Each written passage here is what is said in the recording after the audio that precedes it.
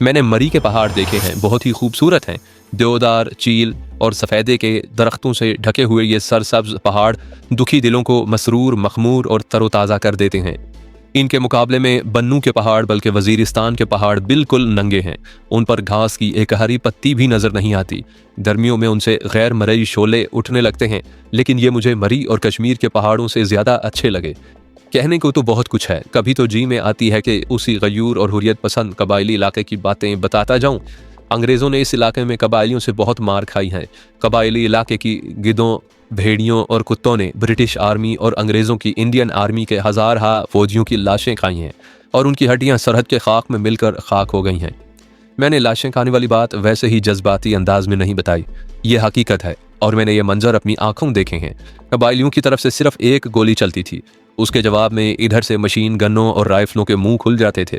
आप अपने इलाके में राइफल या बंदूक की एक गोली चलाएं तो चिड़िया से चील तक डर कर उड़ जाएंगे, कोई गिद्ध नहीं ठहरेगा। लेकिन मैंने कबायली इलाके में देखा था कि जूं ही दोनों तरफ से फायरिंग शुरू होती थी, गिद्धों के गोल फिजा में मंडलाने लगते थे। इनमें चीलें भी होती थीं। उन्हें मालूम था कि जब गोलियां चलती हैं तो खाने को मिलता है। लाशें फौजियों की ही होती थीं। पठान एक गोली फायर करके एक फौजी ले लेता और पहाड़ी पर ही इधर उधर हो जाता। कबायली पठान बेहतरीन गोरीले और स्नाइपर थे। वो फौजों की तरह अंधाधुंध फायर नहीं करते थे। वो एक गोली उस वक्त चलाते थे जब उन्हें यकीन होता था कि गोली ज़ाया नहीं जाएगी।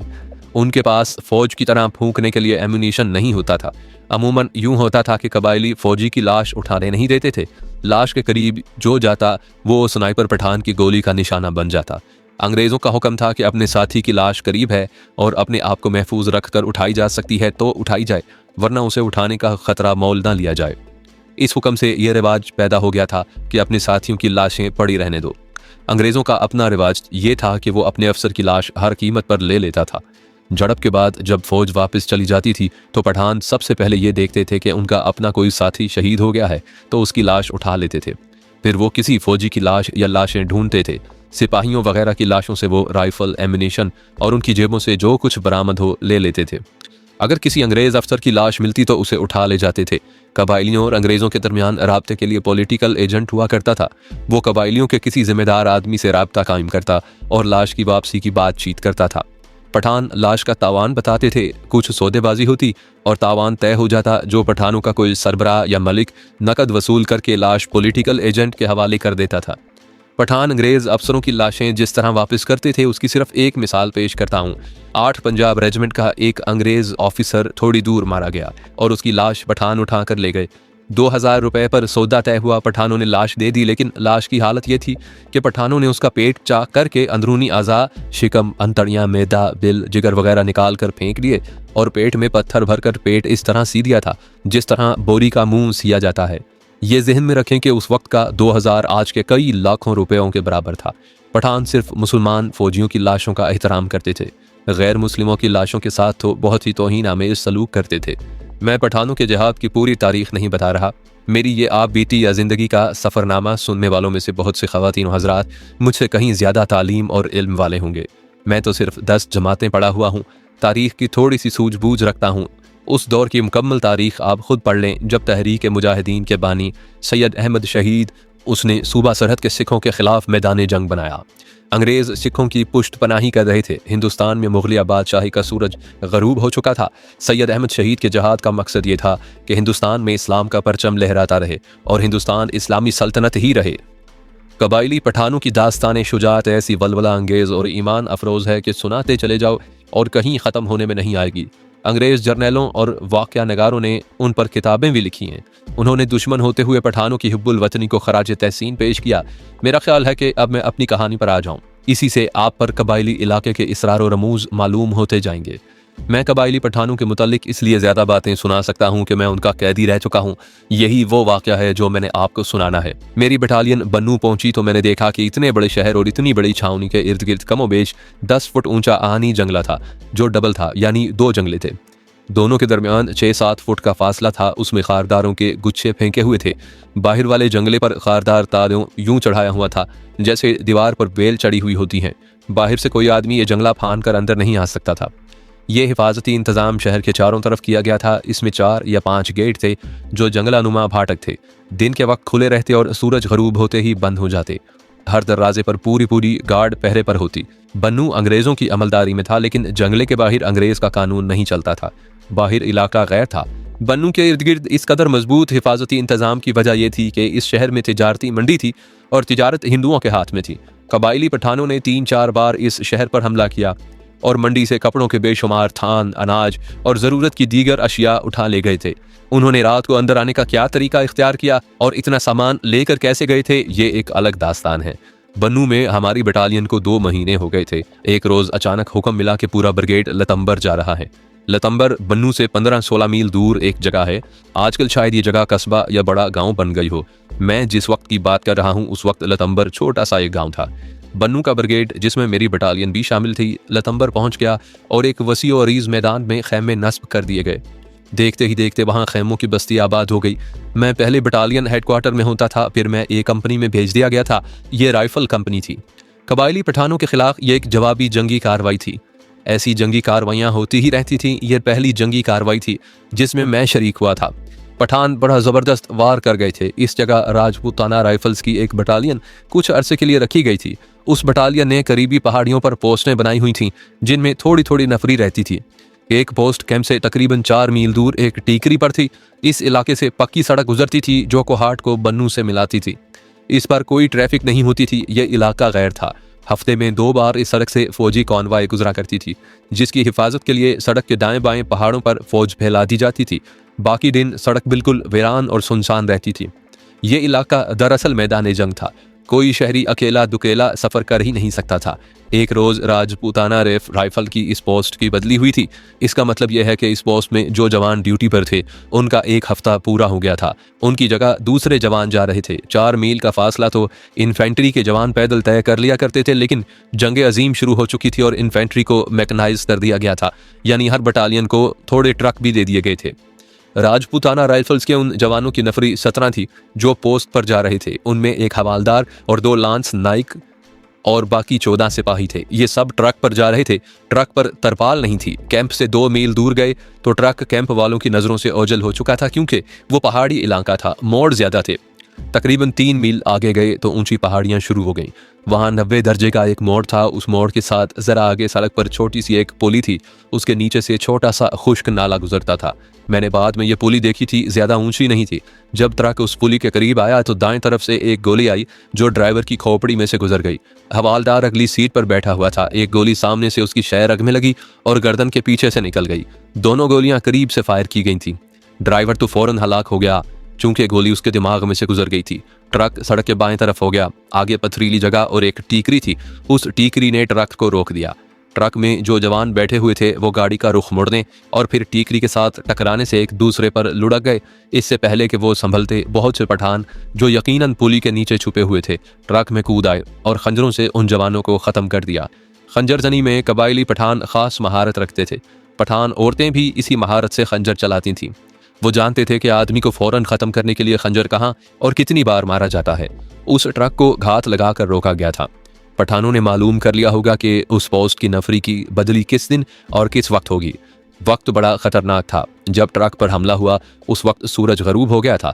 एक हुक्म था कि सूरज गरूब होने के बाद कैंप से या छावनी से किसी की मदद के लिए कोई नफरी ना भेजी जाए। जिस पोस्ट पर ये लोग जा रहे थे वो जरा ही आगे एक ऊंची टीकरी पर थी। 2 गोलियां फायर होने से पोस्ट अलर्ट हो गई थी, लेकिन पोस्ट वालों को यह मालूम नहीं था कि उसकी बदली के लिए आने वाली नफरी नीचे कट गई है। यहाँ मैं एक खास बात बताता चलूँ।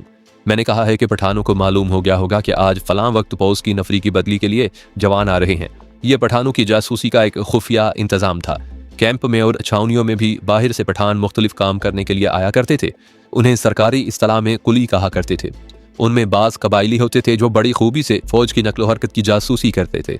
कबायलियों की जासूसी का दूसरा जरिया फौज के मुसलमान जवान थे। मुसलमान सिपाही से लेकर मुसलमान सूबेदार तक कबायली पठानों के हामी थे। जब कभी ब्रिगेड ने या किसी यूनिट ने बाहर जाना होता था तो मुसलमान ही कुलियों को ये खबर दे दिया करते थे।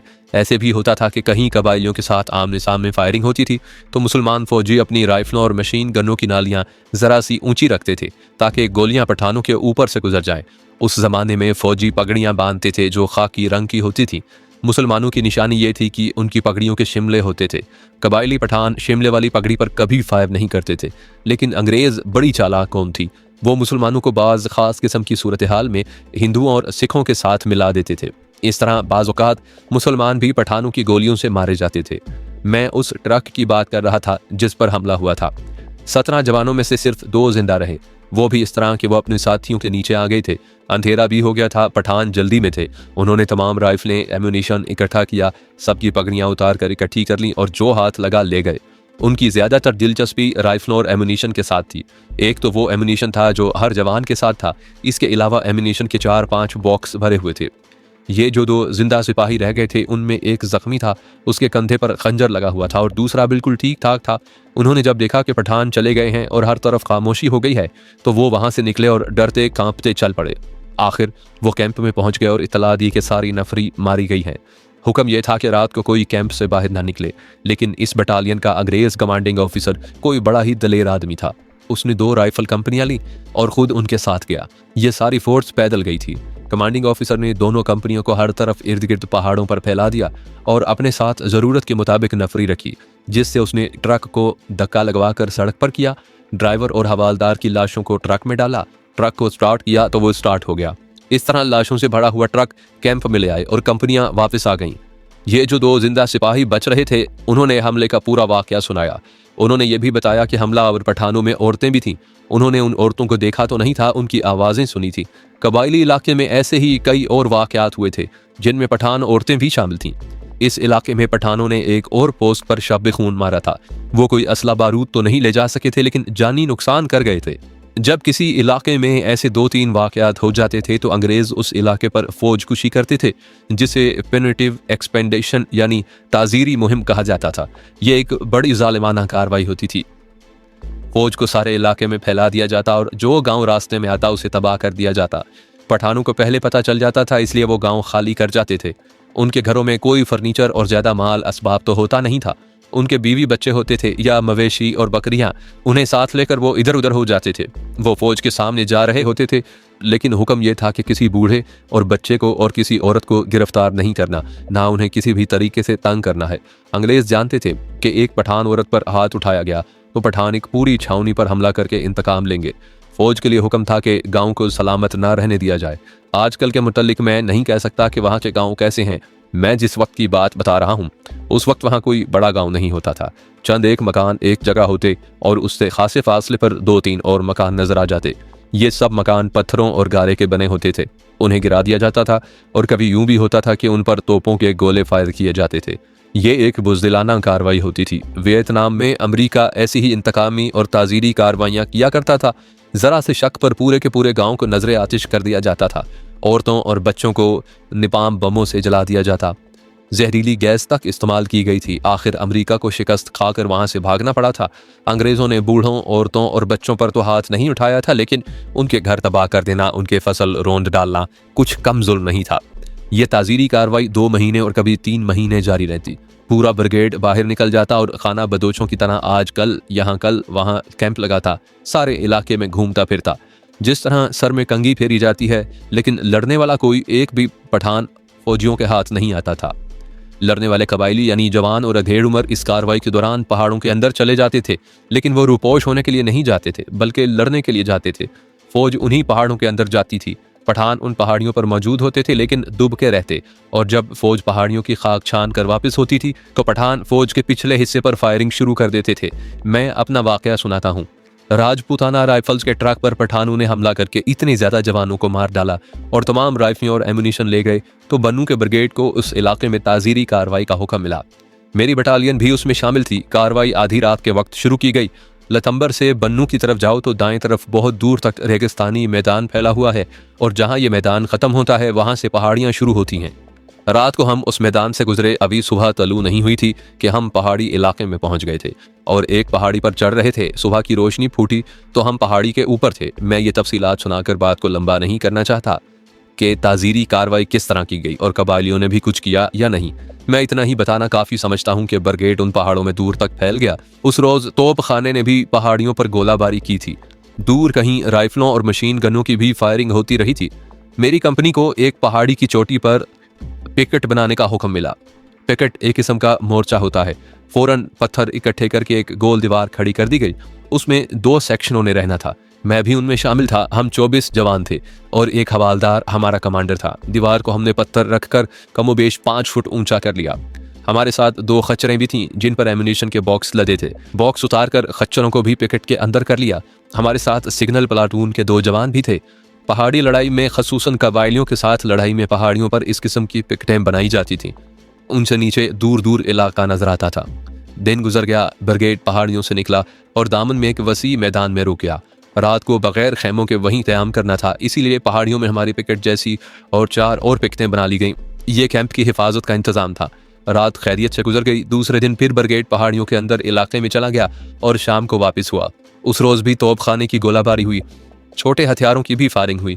हम पिकेट में रहे, हमें कुछ खबर नहीं कि ये गोलाबारी या फायरिंग कहाँ हुई और क्यों हुई। हमारी पिकेट की जिम्मेदारी जहाँ थी उस इलाके में कुछ भी नहीं हुआ था, मगर हम अलर्ट रहे।